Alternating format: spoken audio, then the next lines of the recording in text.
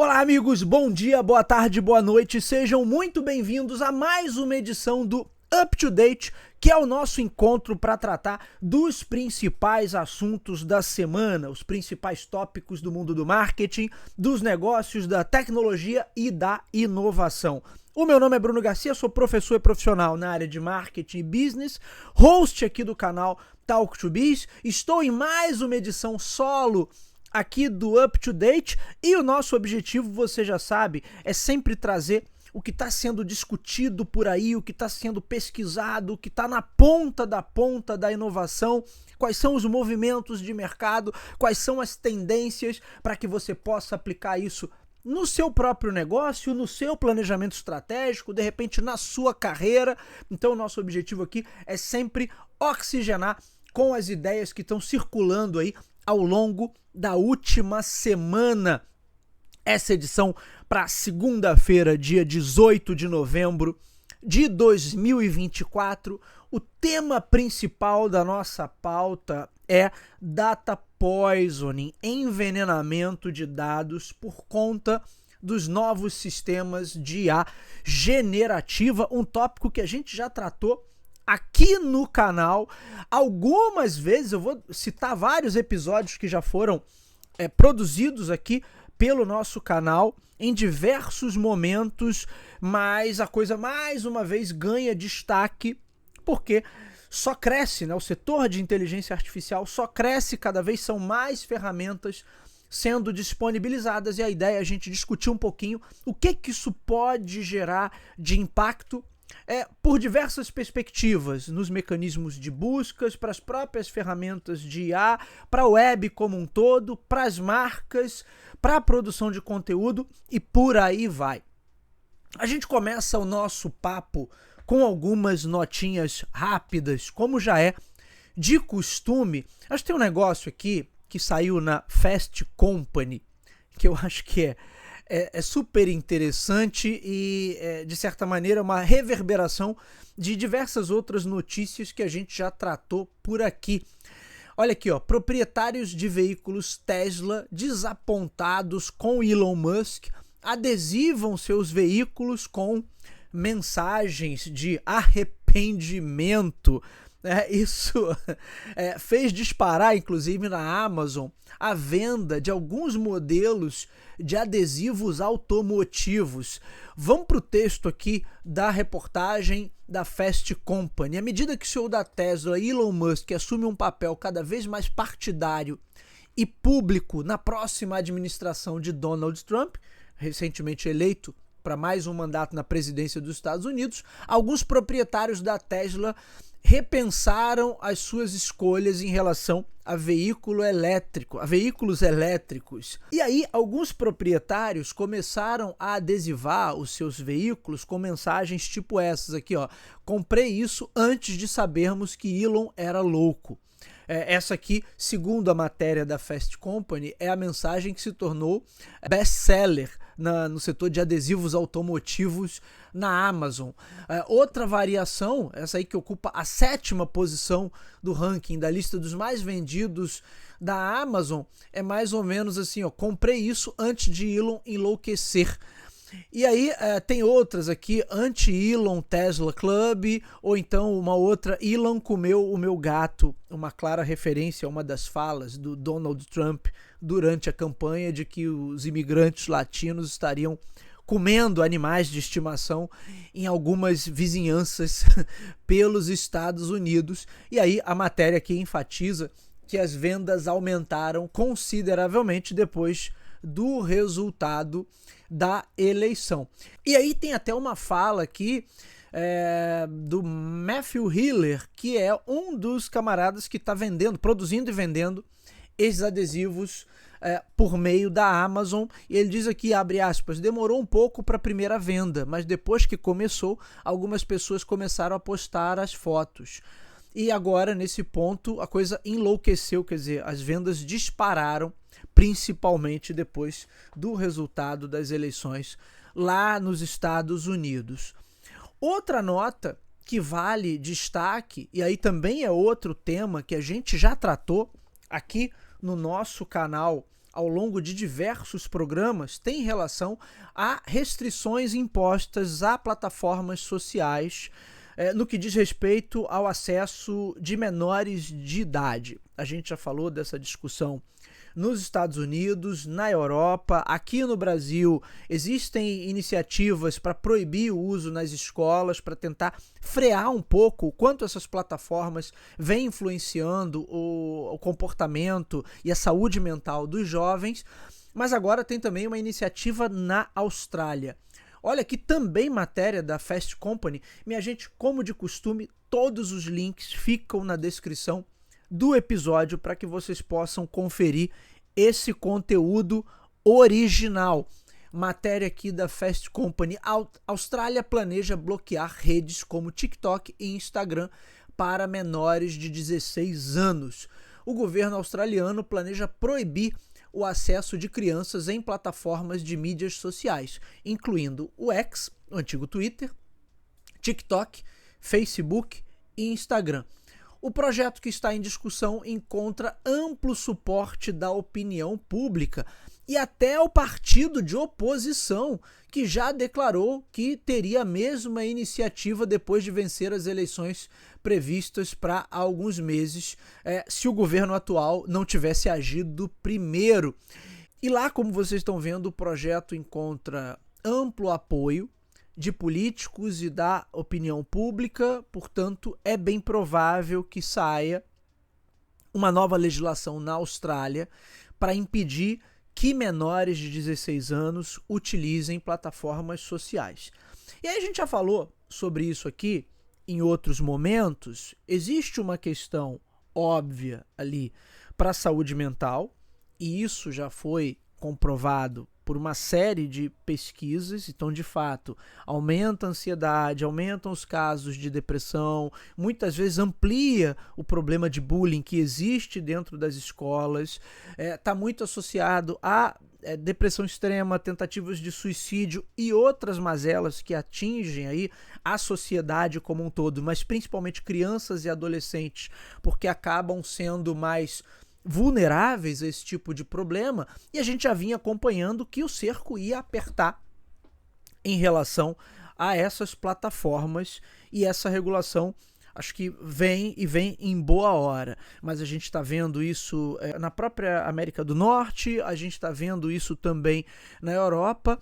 E aí tem um episódio que eu gravei do review do ano passado que fala justamente sobre isso, por que o público infantil é tão caro para essas plataformas, mas é porque ali eles conseguem ter um público que tem muito tempo disponível e faz aquele conteúdo ali, principalmente o conteúdo publicitário que eles negociam com os anunciantes, esse conteúdo ter um giro muito maior do que teria se dependesse só dos adultos, que pelo menos na maioria das vezes precisam trabalhar o dia inteiro, e aí não tem a mesma disponibilidade que as crianças para consumirem esse conteúdo. Portanto, todo o papo que eles têm de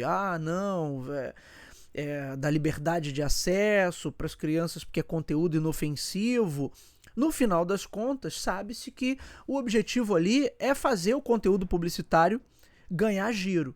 Só que o conteúdo publicitário, ele não vem sozinho, né? E já está também mais do que comprovado que os algoritmos, as mecânicas que fazem com que essas plataformas funcionem, favorece sempre o que gera maior engajamento a todo custo. E aí você tem uma questão, porque os produtores de conteúdo não costumam ter qualquer pudor ou limite moral, ético, social, enfim. Eles vão lançar mão de qualquer coisa, de qualquer artifício, de qualquer tipo de conteúdo, desde que aquilo gere engajamento. Portanto, você tem o conteúdo mais tóxico, que normalmente gera esse engajamento por conta do efeito, do impacto emocional que ele é capaz de gerar, e isso, por tabela, faz com que o conteúdo podre que habita no submundo dessas plataformas acabe impactando as crianças, acabe impactando porque, na verdade, a própria plataforma, nos seus sistemas, vai privilegiar que esse conteúdo mais tóxico, mais agressivo, mais apelativo, com tudo que tem de mais aí, mas sempre para pior, que esse conteúdo floresça, que esse conteúdo tenha maior visibilidade, porque ali gera mais engajamento, se gera mais engajamento é mais interessante pela perspectiva publicitária. Isso está sendo discutido também nos Estados Unidos, tem lá o Child Safety Act, se eu não me engano, posso estar errando no nome aqui, mas há uma discussão, inclusive o Mark Zuckerberg, há uns meses atrás, esteve no Congresso depondo, pediu inclusive desculpas às famílias impactadas. É claro que pediu desculpas, mas pouca coisa andou, né? E por que pouca coisa anda? Por que as plataformas não fazem questão de criar essa restrição? Que seria uma restrição simples não, mas de certa maneira seria algo que eles poderiam fazer.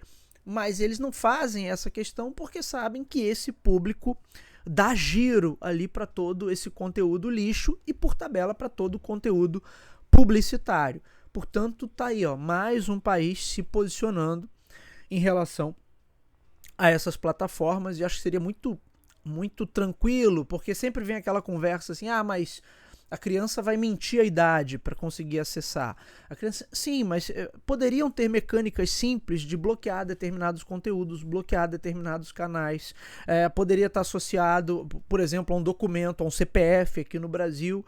Então, são pequenas mecânicas que já permitiriam que boa parte dos menores de idade estivesse um pouco mais restrito, tivesse um acesso mais restrito em todas essas plataformas.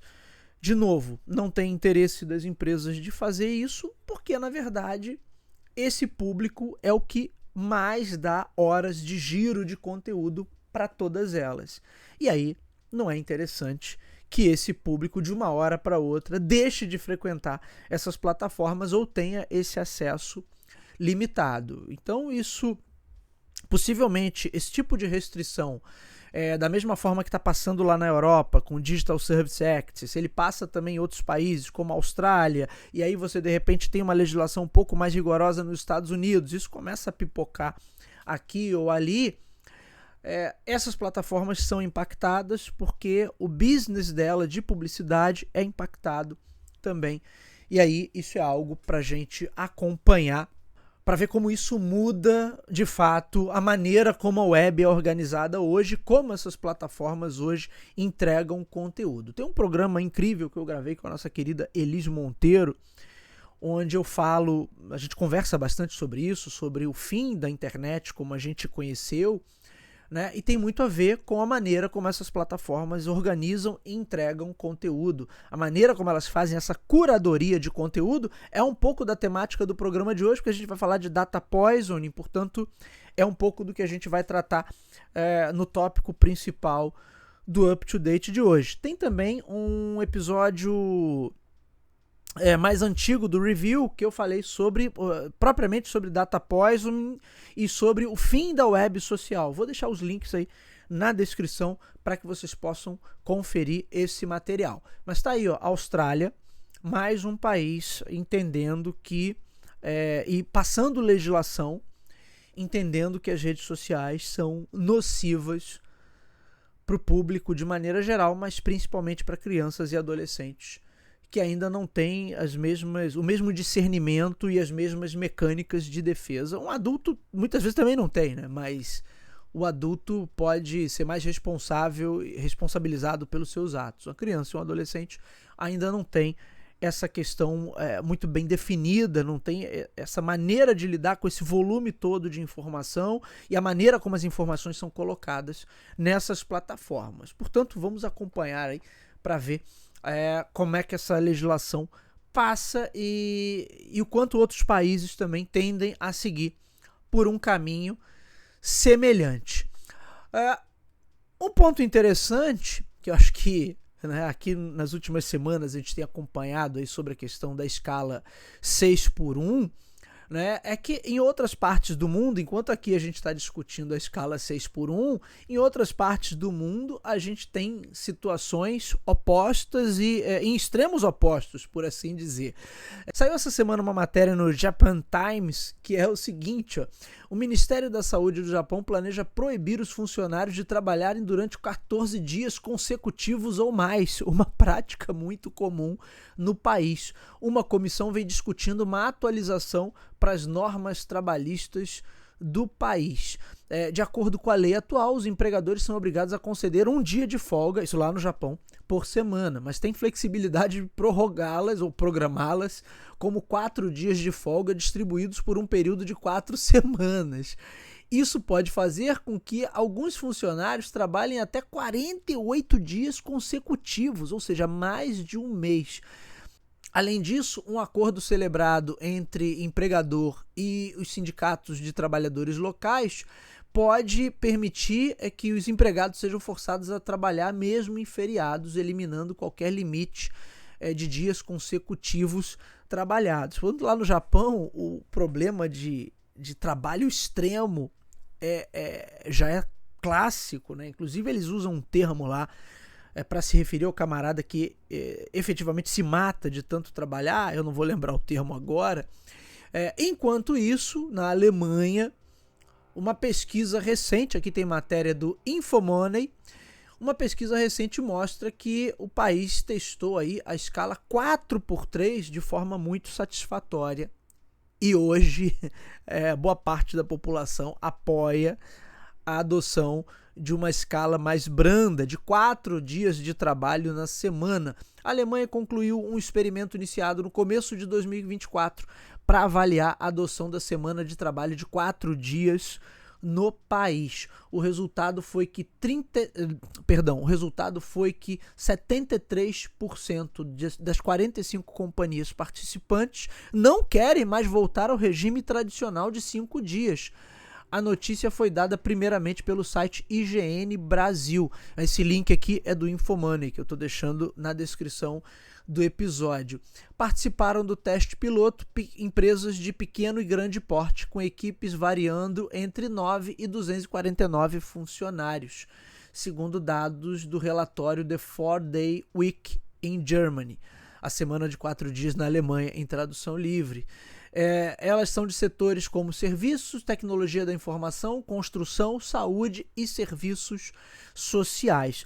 Há um tempo atrás também a gente trouxe uma notícia de experimento semelhante que foi realizado aqui no Brasil, e o resultado, embora numa escala menor, né, uma pesquisa com uma escala reduzida, mas o resultado também foi positivo.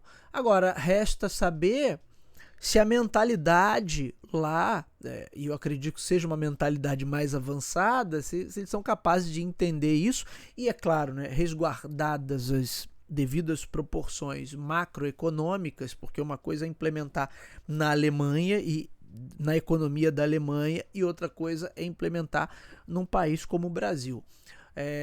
Mas é óbvio que eu sou favorável também a uma escala de trabalho mais humana, longe da escala 6x1, que ainda tem gente defendendo por aqui, mas é claro que a implementação disso não pode ser feita simplesmente, cumpra-se, né? É preciso ter uma série de ressalvas ali para que essa adaptação também não seja problemática e acabe gerando problemas ainda piores. Mas achei curioso porque aqui nas últimas 2 semanas esse parece ser o tema da vez, né? E lá no Japão, pelo visto a escala pode ser de 14x1 ou até 36x1, né? Uma loucura total. Enquanto isso, a Alemanha, mas tem outros países também que vêm realizando testes nesse sentido. Tem uma reportagem aqui da Época Negócios, que eu estou deixando o link, falando sobre países que estão testando a semana de 4 dias de trabalho e quais são os resultados que estão sendo encontrados em cada um desses países. É claro que tem toda uma questão em relação à adoção de tecnologia, ao aumento de produtividade, e obviamente essa adoção é muito mais tranquila quando você está falando de economias muito mais estruturadas. Bom, com isso chegamos ao ponto principal do nosso programa, que é o problema de data poisoning, ou seja, contaminação de dados. Data poisoning é um termo usado no campo da segurança da informação porque é um tipo de ataque que você pode ter a bases de dados para contaminar determinadas bases e com isso espalhar desinformação. Mas isso virou um problema também por conta dos sistemas de inteligência artificial generativa, porque se tornou muito mais fácil que você crie dados falsos, crie imagens, crie vídeos, crie páginas de conteúdo, crie toda uma estrutura que antes para o camarada criar tudo isso para passar uma mentira adiante seria muito mais difícil, muito mais complicado de se fazer e agora se torna muito mais fácil. E aí para mim é muito emblemático quando uma plataforma como a Wikipedia, por exemplo, passa a sofrer também com esses ataques. Como eu disse para vocês ainda há pouco, tem um programa que eu gravei do Review antigo que fala sobre esse problema de data poisoning. Se eu não me engano, foi no início do ano passado, mas eu vou deixar o link aqui na descrição. Por quê? Porque, na verdade, na medida em que eu tenho mais e mais conteúdo sintético sendo gerado, os buscadores passam a se alimentar desse conteúdo e os próprios sistemas de inteligência artificial passam a treinar também e aprender com base nesse conteúdo que é sintético e pode ser totalmente falso. E aí tem uma matéria que saiu no Nexo Jornal essa semana falando do problema, como esse tipo de problema está atingindo a Wikipedia e como a organização, que é uma organização sem... não vende seu produto, não tem finalidade lucrativa, mas está tentando lutar para que esse problema não descredibilize boa parte do seu conteúdo. A Wikipedia é uma enciclopédia online, ela é colaborativa, então ela remonta, de novo, né, o episódio que eu falei sobre o fim da web social e da Wikinomics, que é aquela ideia o colaborativismo vai ser a grande alavanca da economia digital. E a gente, infelizmente, está vendo que não, né? Mas essa matéria do Nexo fala justamente sobre isso. Vou ler aqui um trechinho, abre aspas aqui para a reportagem do Nexo Jornal. O inteligência artificial cria referências, imagens e até páginas inteiras. Editores da plataforma Wikipedia criaram um projeto para identificar conteúdo indevido. O Wiki Project AI Cleanup é um projeto formado por editores da Wikipedia com o propósito de localizar e deletar textos e mídias inseridos na plataforma através do uso indiscriminado de ferramentas de inteligência artificial. Segundo uma publicação no site acerca da iniciativa, esse é um problema crescente que vem afetando a qualidade do conteúdo oferecido. Em alguns casos, a simples busca por frases características de modelos generativos de texto, como segundo minha última atualização, pode ajudar a encontrar as publicações desse tipo. Um exemplo de texto que continha essa formulação sobre o Chester Mental Health Center em Illinois, nos Estados Unidos, apresentava parágrafos com uma estrutura diferente do que geralmente é encontrado na plataforma, em tópicos contendo informações genéricas e não pertinentes sobre os centros de saúde mental.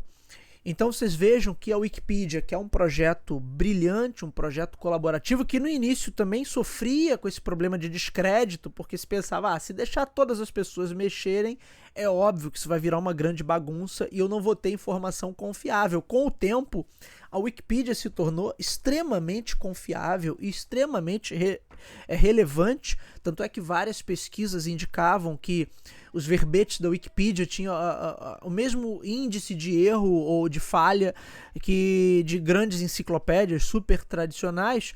Portanto, a questão do colaborativismo na plataforma não era o problema em si, ou não se tornou uma ameaça para a confiabilidade das informações que estão presentes ali. No entanto, com a inteligência artificial, a coisa ganha uma outra escala e uma outra envergadura.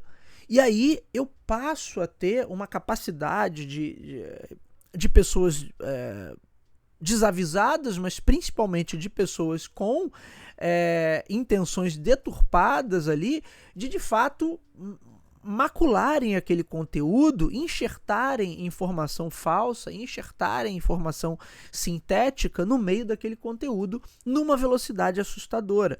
E aí, por óbvio, fica muito mais difícil de se ter um controle sobre isso. Tem um episódio recente que eu gravei do Talk to Biz, que eu conversei com o Bruno Rodrigues, que é um querido e um dos grandes especialistas que a gente tem no Brasil sobre escrita para plataformas digitais. E a gente conversou um pouquinho sobre web writing, UX writing e também sobre o impacto da inteligência artificial na produção desses conteúdos, os chamados conteúdos sintéticos. E aí há um consenso de que não há muito o que se fazer, porque a gente não vai tirar a ferramenta, deixar de usar a ferramenta não vai deixar de existir, mas vai ficar cada vez mais difícil de controlar essa produção de conteúdo dentro dessas ferramentas. E aí acho que vale um ponto que é assim, talvez a gente volte a ter uma web mais fechada e uma web muito mais parecida com o que eram as plataformas de mídia tradicional, onde eu tinha grupos que tinham muita credibilidade, não que eles fossem infalíveis, nunca foram, né? E também passavam por um problema, às vezes, crônico de deturpar uma série de conteúdos, mas eram os grandes grupos jornalísticos, as grandes empresas de mídia, que tinham uma credibilidade muito grande. Justamente ali você tinha conteúdo em que você poderia confiar, apesar de botar aspas ali, mas era conteúdo produzido de maneira profissional, você sabia que tinha uma apuração, que tinha uma verificação, com todos os questionamentos que podem haver sobre os modelos de produção de conteúdo para empresas de mídia hoje em dia, mas ainda assim são empresas que o business delas era esse, e aí você tinha um nível de confiabilidade muito maior. A ideia da web colaborativa foi muito bonita e muito bacana durante um tempo, mas tá mais do que claro que é uma ideia que deu errado, né?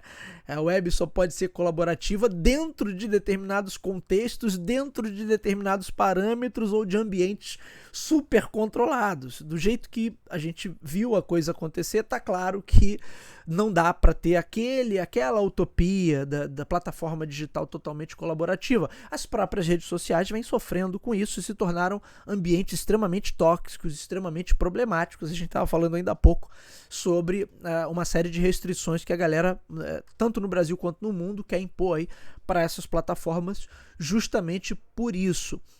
E aí, com a inteligência artificial generativa, esse problema se acelera e muito. E aí tá a matéria do Nexo Jornal falando do problema da Wikipedia, mas na verdade o problema de data poisoning é um problema também para os buscadores, porque se eu tenho buscadores que vão ser treinados ou que vão varrer conteúdo sintético que foi criado por aí, inclusive as ferramentas de IA podem ser usadas para criar o chamado traffic drop, né? Quer dizer, eu tiro o tráfego de determinado conteúdo para um conteúdo que é falso. Então, de repente, aquele site que tinha o conteúdo original deixa de receber visitas porque eu estou usando SEO, estou usando mecânicas diversas ali para gerar mais conteúdo que se torna relevante para o buscador mais rapidamente, e aí as visitas passam a ser direcionadas para um outro conteúdo. Então, isso é um problema também para o business dos próprios buscadores. Isso é um problema para as empresas de mídia, isso é um problema para a sociedade como um todo. A gente tem visto aí o quanto de estrago que a desinformação tem gerado por aí, pela perspectiva social, pela perspectiva política, pela questão dos próprios regimes democráticos que vêm sendo duramente ameaçados nos últimos anos no Brasil e no mundo por conta da desinformação.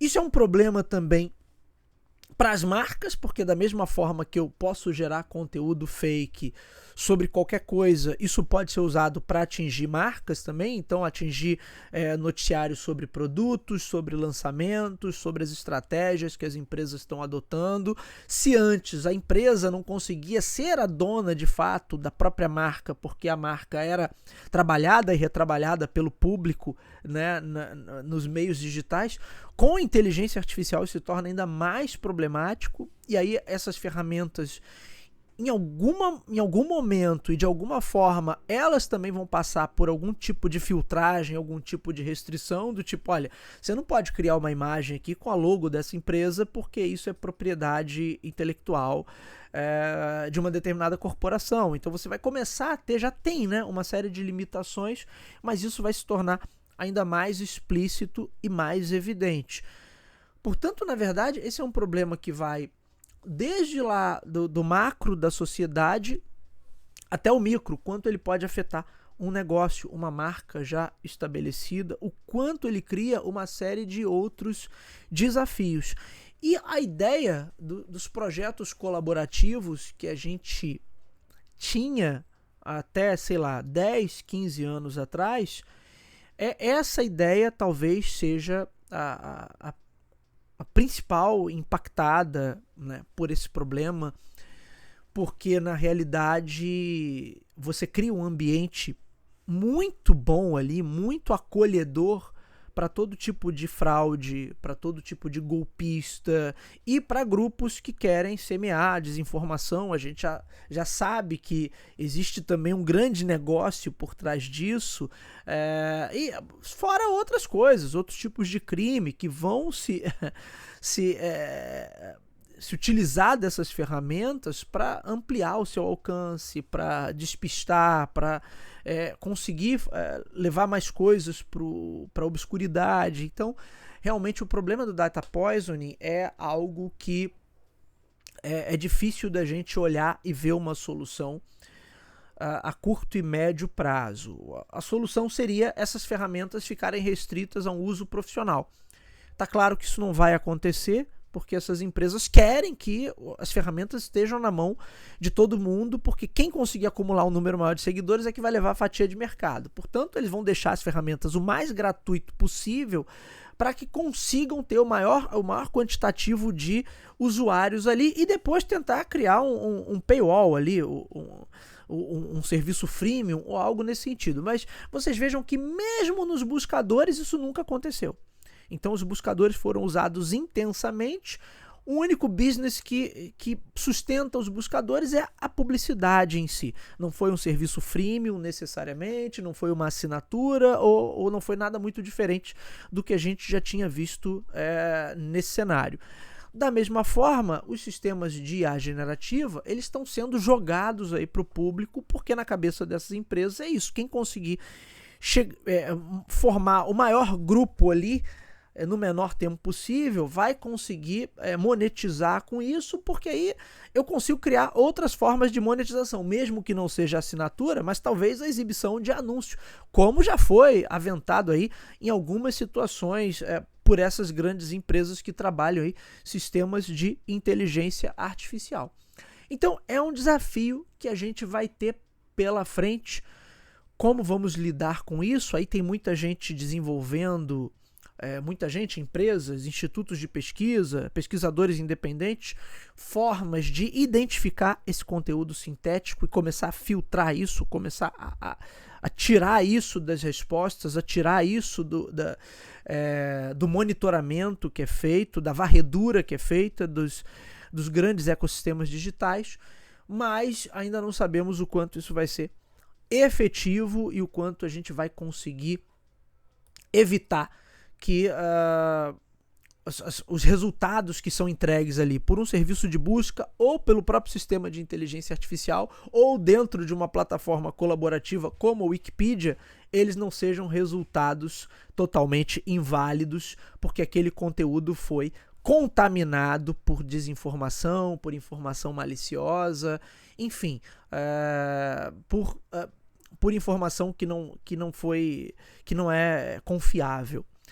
E isso é um problema que, pelo menos por agora, a gente não tem solução. Portanto, o que a gente está vendo é que a web e suas principais ferramentas, embora a galera não esteja atenta a isso no momento, podem ser as principais perdedoras, né? Por conta dos sistemas que eles próprios estão desenvolvendo. Vamos acompanhar para ver como a coisa acontece, mas eu acho que esse é um ponto que vale a pena a gente olhar de perto e precisamos estar muito atentos a isso, tanto a nível macro, mas também a nível micro, como isso impacta o meu negócio, ou pode vir a impactar o meu negócio, porque se falar de data poisoning para tua empresa, pode parecer hoje um negócio muito distante, né? Então quem está preocupado com isso? O político, o poder público, a sociedade de maneira geral, né? Então a galera que está numa outra camada ali, não está olhando para o aspecto micro ali da economia.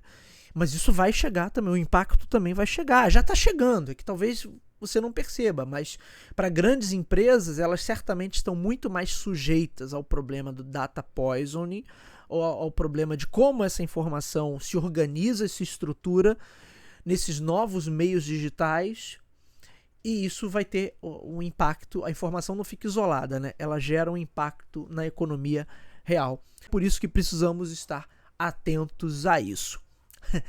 Muito bem, senhores, com essa história toda do Data Poisoning, a gente vai chegando ao final de mais uma edição do Up to Date. O conteúdo do Up to Date não é contaminado por sistemas de IA generativa, porque a gente usa sempre fontes bastante confiáveis, fontes de muita credibilidade. Todos os links ficam aí na descrição do episódio, portanto aqui vocês ainda têm um conteúdo que é de qualidade e possui credibilidade.